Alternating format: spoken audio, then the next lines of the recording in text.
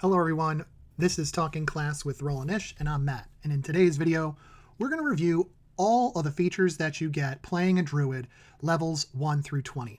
In a separate video, we will cover what subclass options are available to you at level 3, so they will not be discussed here. But take a look at our Talking Class playlist. That's where you're going to find all of our videos featuring what each class gets levels 1 through 20, and a separate video breaking down the features of their subclass. You're here because you're interested in playing a Druid, so let's dive right in. Your primary ability as a Druid is Wisdom, and your hit dice is pretty standard. It's going to be a D8 per level. Your saving throw proficiencies are Intelligence and Wisdom, and because Wisdom's your primary ability, that makes sense, leaving you the opportunity to make your second highest ability modifier as Intelligence. But we have some options at level 1, and I'll dive into that in a moment. For skill proficiencies, you get to pick 2 from Arcana, Animal Handling, Insight, Medicine, Nature, Perception, Religion, and Survival. These are all Intelligence and Wisdom based. Odds are the choices that you make are going to have a high modifier, considering they're probably going to be your 2 highest ability scores. Choose any 2 from that list, because all of them will serve you well. I myself would probably lean towards Nature and Survival or Animal Handling, but to each their own. As far as weapon proficiencies go, you're really only going to be proficient with simple weapons to start. You'll also be proficient in the Herbalism kit. Now, Herbalism kits allow you to make things like potions and salves, typically of the healing variety. As far as armor training is concerned, you'll be proficient in light armor and shields, and for starting equipment, you get leather armor, which is light armor, a shield, a sickle, a druidic focus, like a quarterstaff. This is where your magic will likely come from. An explorer's pack, an herbalism kit to go with that proficiency, and a modest amount of gold, 9. Or you could forgo all that and take 50 and work with your DM on exactly what items you want. Your player's handbook is going to have a great chart that will break down at every single level what your features are. You'll see things like your proficiency bonus and when it increases at certain levels. You'll see a breakdown of the class features. Each one is linked, and if you click on it, it'll take you right to the feature for quick reference. How many wild shapes you'll get starting at level 2, we'll talk about that. And how many cantrips and leveled spells you can have prepared. And when they increase, and as you grow, they grow all the way through level 20. For your spell casting at level 1, you get to know 2 cantrips from the Druid spell list. The book suggests Druidcraft and Produce Flame. Both of them are utility spells, good for determining what the weather might be like in the area you are or where you wish to go. And Produce Flame is always good to quickly start a fire and use it for that kind of purpose. Produce Flame is mainly used for light, although it does deal a little bit of damage, which is decent for a bonus action spell. Whenever you gain a Druid level, you can swap one of those cantrips out if you are not feeling one or not using one as much as you thought. When you reach Druid levels 4 and 10, you'll learn another cantrip. So instead of 2, you'll have 3 at level 4. You'll have 4 at level 10. As far as your prepared spells go, at level 1, you get to choose 4 first level spells from the Druid spell list. Take a look at those. There's a chapter dedicated to the spells, what spells are available to you, and then you can go look up their definition right in your player's handbook. If you're having trouble deciding which to pick from, the handbook will suggest Animal Friendship, Cure Wounds, Fairy Fire, and Thunder Wave. Now, as far as changing out your leveled spells, you can change your whole prepared spell list after a long rest. You won't have to wait for level ups to swap them out like you do your cantrips. Those leveled spells can change anytime you long rest. Again, your spell casting ability is going to be based off your wisdom modifier, so make sure that modifier is as high as you can get it. And then your spell casting focus is your druidic focus, typically a quarterstaff, a wand, something like that, whatever your character chooses to use. At level 1, you get to know the secret language of Druidic. It's an ancient tongue, allowing you to communicate with animals. So this means you will also always have the Speak with Animals spell prepared, and it's not going to go against the amount that you're allowed to prepare yourself. You can leave Druidic behind as hidden messages. Rogues often do this with Thieves' Cant to alert one another of safe places or warnings. Those will be great, and really a high investigation check from anyone else might be able to decipher that, but it's basically Druidic code. But also at level 1, and this is important, this is where you get to choose your primal order. If you choose Magician, you get 1 extra cantrip from the Druid spell list. So instead of knowing 2 at level 1, you'll know 3. In addition, you'll get a bonus to your Arcana or Nature checks. This bonus would be equal to your Wisdom modifier. So again, another incentive for you to make sure that Wisdom modifier is as high as you can get it.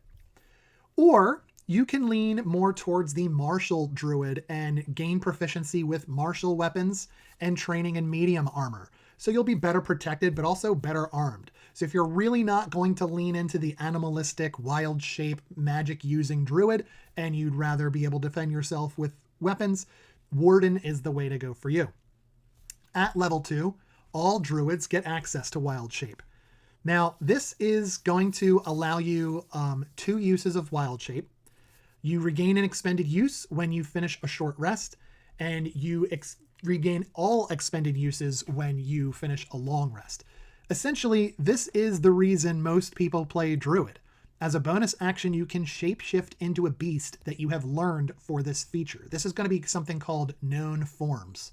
You have a limited number of known forms. We'll go over that in a minute. But you stay in that form for a number of hours equal to half your druidic level, or until you use wild shape again, or you become incapacitated or you die. You can also leave your form early as a bonus action to essentially dismiss it. Known forms. At level 2, you will have 4 known forms. The creature or beast that you can choose must have a maximum challenge rating of 1/4. So if you're looking up creatures online, or you're looking them up in your 2024 monster manual, you're looking for beasts, not monsters, not aberrations, beasts with a max credit challenge rating of 1/4. And they must not be animals who can fly. If you're unsure of what that might be, the book is going to recommend to you the rat, the riding horse, the spider, and the wolf. But take a look at your monster manual and you can research what eligible beast you can choose from. Once you reach level 4, you grow 2 more known forms for a total of 6. And your maximum challenge rating for the beasts that you know or your known forms would be 1/2 now. So it grows, but you still cannot choose a beast that can fly. However, at level 8, you grow 2 more known forms for a total of 8 with a max challenge rating of 1. This time you will be able to choose a beast that has a fly speed. So take a look at those creatures. Make sure you are following this table to keep everything legit, because your dungeon master can and should be looking into this just to make sure you are not picking an overpowered animal at levels 2 or 4 or 8 even. Okay, while in this form, you retain your personality, your memories, and your ability to speak. Also, when you assume a wild shape form, you gain a number of temporary hit points equal to your druid level. So here at level 2, you'll have 2 temp HP as soon as you enter your wild shape. Your game statistics are replaced by the beast's stat block, but you retain your creature type, your hit points, your hit point die, your intelligence, wisdom, and charisma, because your personality is still going to come through this wild shape form.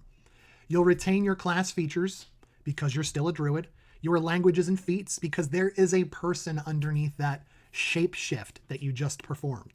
You'll also retain your skill and saving throw proficiencies and use your proficiency bonuses for them in addition to gaining the proficiencies of the creature. If a skill or saving throw modifier in the beast's stat block is higher than yours, you can use that one. However, you cannot cast spells while in your wild shape form. However, if you've cast a spell before you took wild shape that requires you to have concentration, you can maintain that concentration in your wild shape form. Your ability to manipulate objects is going to be based on your form's limbs rather than your own. And in addition, you choose where your equipment is. So does it fall into place when you wild shape? Does it merge into your new form? Or is it going to be worn by your new form? Also at level 2, you get something called a wild companion. You can summon a nature spirit that assumes an animal form to aid you. As a magic action, you can expend a spell slot or a use of your wild shape to cast the Find Familiar spell without material components. When you cast a spell in this way, the familiar is fey and disappears when you finish a long rest. Level 3, you get to choose your Druidic subclass. We're not going to break down the subclasses here. There will be a 5.5e Druid subclass video that will break down the Circle of the Land, the Circle of the Moon, the Circle of the Sea, and the Circle of the Stars to show you exactly what you get in those subclass options. At level 4, you gain an ability score improvement, and this will happen again at levels 8, 12, and 16. This is where you can choose one ability score modifier to increase by 2, or 2 modifiers to increase by 1. Or you could forego all that and choose a feat from the feats list. Make sure you review this with your DM beforehand and choose a feat appropriate for your level. You're not going to jump to the epic boon feats at levels 4, 8, 12, or 16. That'll come much later. At level 5, you get a feature called Wild Resurgence. Once on each of your turns, if you have no uses of Wild Shape left, you can give yourself one use by expending a spell slot. No action required. In addition, you can expend one use of Wild Shape to give yourself a level 1 spell slot, but you can't do so again until you finish a long rest. At level 7, you get a feature called Elemental Fury. Here's where you gain potent spell casting. This means you get to add your wisdom modifier to the damage you deal with any druid cantrip, and you also get Primal Strike. Once on each of your turns when you hit a creature with an attack roll using a weapon or a beast form's attack in wild shape, you can cause the target to take an extra 1d8 cold, fire, lightning, or thunder damage you choose when you hit. That's pretty cool. At level 15, now we're talking much higher level campaigns.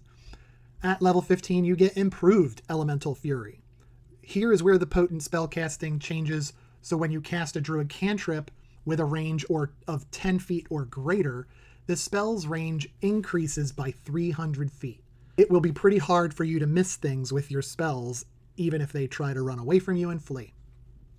Also, your Primal Strike is going to get a little bit stronger, as the extra damage from your Primal Strike will increase to 2d8 instead of 1d8. At level 18, you gain the Beast Spells feature. While using Wild Shape, now you can cast spells in your Beast form, except for any spell that has a material component with a cost specified or that consumes a material component. In your animal form, you're going to have trouble manipulating that material, whatever it may be. At level 19, this is where you get an epic boon. These are detailed in Chapter 5, where the feats are located, or you can choose another feat that you've had your eye on. If you're having trouble choosing one, the boon of Dimensional Travel is recommended for Druids. I'm going to take you here and let you know that this is going to allow you to increase one of your ability scores by 1 to a maximum of 30. So even if you had your Wisdom or something else maxed out to 20, you can go higher than that with this boon. You'll also get Blink Steps. Immediately after you take the attack action or the magic action, you can teleport up to 30 feet to an unoccupied space that you can see. Beautiful.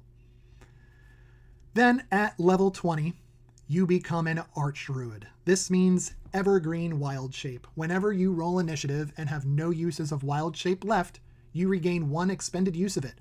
You also are a Nature Magician. This means that you can convert uses of Wild Shape into a spell slot with no action required. You can choose a number of your expended uses of Wild Shape and convert them into a single spell slot, with each use contributing 2 spell levels. For example, if you convert 2 uses of Wild Shape, you can produce a level 4 spell slot. Once you use this benefit, you can't do so again until you finish a long rest. Lastly, you get Longevity. Your primal magic is so strong that you age way more slowly. For every 10 years that pass, your body only ages 1 year. Nature is taking care of you in this way and keeping you around to continue to protect it. That, my friends, is what you get playing a Druid levels 1 through 20. Come right back here and check out our 5.5e Druid subclasses video to see what you get when you have the ability to choose your subclass at level 3. Like and subscribe, please. Comment. By doing so, this is going to put our content in front of more people.